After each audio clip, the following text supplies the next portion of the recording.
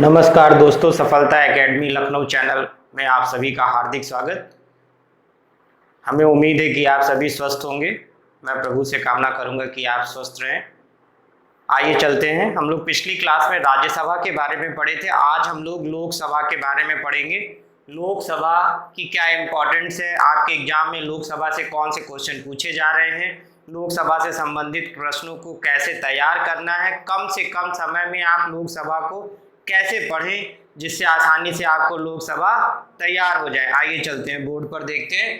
देखिए, लोकसभा क्या है। लोकसभा एक निम्न सदन है। सबसे पहली चीज आपको हमेशा ध्यान रखना है कि हमारे संसद में दो सदन होते हैं, एक होता है लोकसभा और दूसरी होती है राज्यसभा। राज्यसभा के बारे में हम आपको बता चुके हैं, राज्यसभा उच्च सदन है जबकि लोकसभा निम्न सदन है। ठीक है दोस्तों, लोकसभा निम्न सदन है। और पेपर में क्वेश्चन पूछा जाता है कि लोकसभा में अधिकतम सदस्यों की संख्या कितनी है।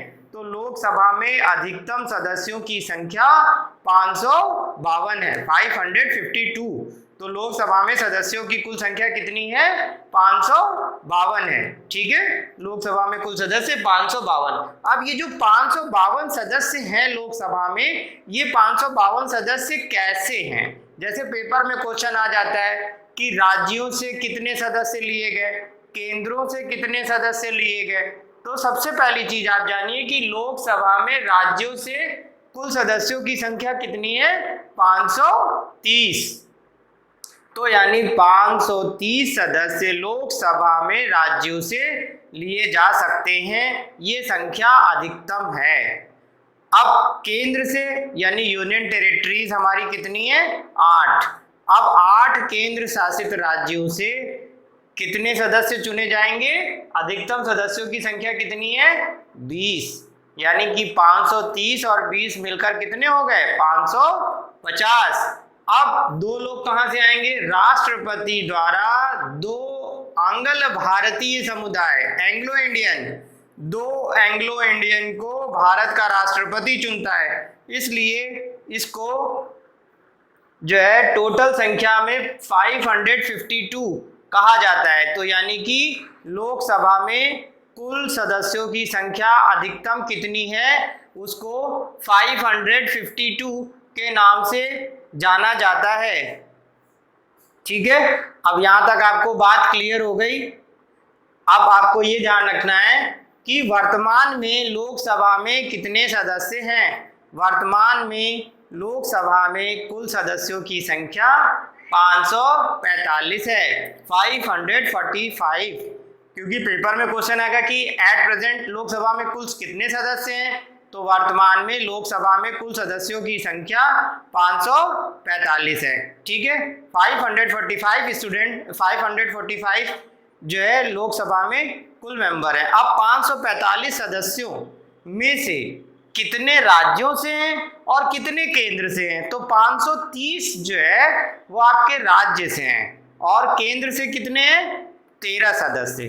तो यानी कि 530 तो राज्य के कंप्लीट हैं, लेकिन मैक्सिमम संख्या केंद्र से 20 थी, 13 जो है केंद्र शासित राज्यों से लिए गए। तो 543 मेंबर्स हो गए। 2 मेंबर्स एंग्लो इंडियन आते हैं, इसलिए ये संख्या 545 हो गई। क्लियर हो गया? तो वर्तमान में सीटों की संख्या कितनी है? 545। क्लियर? अब आपको क्या करना है, ये भी ध्यान रखना है कि 2026 तक इन सीटों में कोई भी परिवर्तन नहीं किया जाएगा। यानी कि राज्यसभा या लोकसभा में सीटों में कमी या वृद्धि करने का अधिकार किसी को नहीं है। 2026 तक ये सीटें जैसे हैं वो वैसे ही बनी रहेंगी। ये बात आपको हमेशा ध्यान रखना है। ठीक है, अब आगे ध्यान दीजिए। नेक्स्ट पॉइंट, अब ये तो हो गया लोकसभा के बारे में। अब इसके बाद इंपॉर्टेंस क्या है? कुछ एग्जाम में ऐसे क्वेश्चन पूछे जाते हैं जो आपके माइंड में होते नहीं हैं और कहीं ना कहीं आपसे गलतियां हो जाती हैं। अब हम उन विषयों की बात करेंगे जो आपसे कहीं ना कहीं छूट जाता है। क्या छूट जाता है, देखते हैं। सबसे पहली चीज कि जब भी चाहे भारत का प्रधानमंत्री जब चाहे लोकसभा का विघटन कर सकता है। उसके लिए वो क्या करता है? लोकसभा का विघटन करने के लिए प्रधानमंत्री की सिफारिश होती है।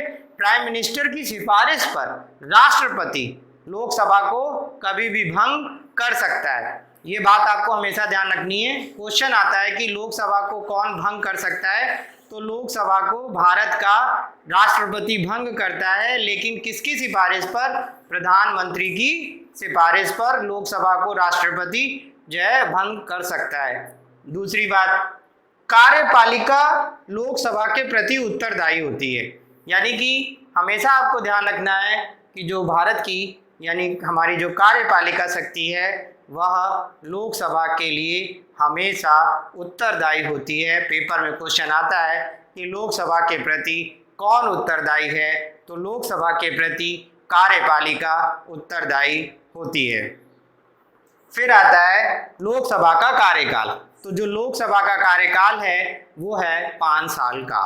लेकिन आपको हमेशा इस बात का ध्यान रखना है कि अगर देश में इमरजेंसी लगती है, देश में कोई आपातकाल लगता है, तो अगर इमरजेंसी लगेगी तो उसके कार्यकाल को बढ़ाया जा सकता है और बढ़ाया जाता भी है।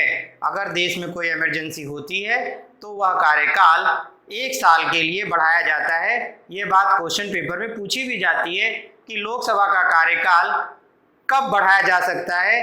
तो अगर देश में कोई आपातकाल की स्थिति आती है या कोई इमरजेंसी लगती है तो इस दौरान लोकसभा का कार्यकाल 1 वर्ष के लिए बढ़ाया जाता है। आगे अगर स्थिति बदलती है तो ठीक है, अगर नहीं बदलती है या कोई दिक्कत बढ़ती है तो फिर पार्लियामेंट में इसका डिस्कशन होता है और उसके बाद कार्यकाल को बढ़ाया जा सकता है। लेकिन पहले 1 साल के लिए कार्यकाल बढ़ाया जाता है। क्लियर हो गया?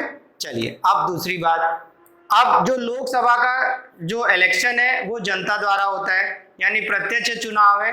हमेशा आपको ध्यान रखना है कि लोकसभा का चुनाव जनता द्वारा प्रत्यक्ष होता है। ठीक है, फिर एक बात और आपको ध्यान रखना है, लोकसभा का सदस्य होने के लिए उम्मीदवार की आयु कितनी होनी चाहिए? तो लोकसभा का सदस्य होने के लिए उम्मीदवार की आयु 25 वर्ष वह पूरी कर चुका हो, यह बात आपको ध्यान रखनी है। 25 वर्ष की आयु अगर वह पूरी कर चुका है तो वह लोकसभा का कार्यकाल, लोकसभा का सदस्य वह बन सकता है। ठीक है दोस्तों, आपको ये बात क्लियर हो गई।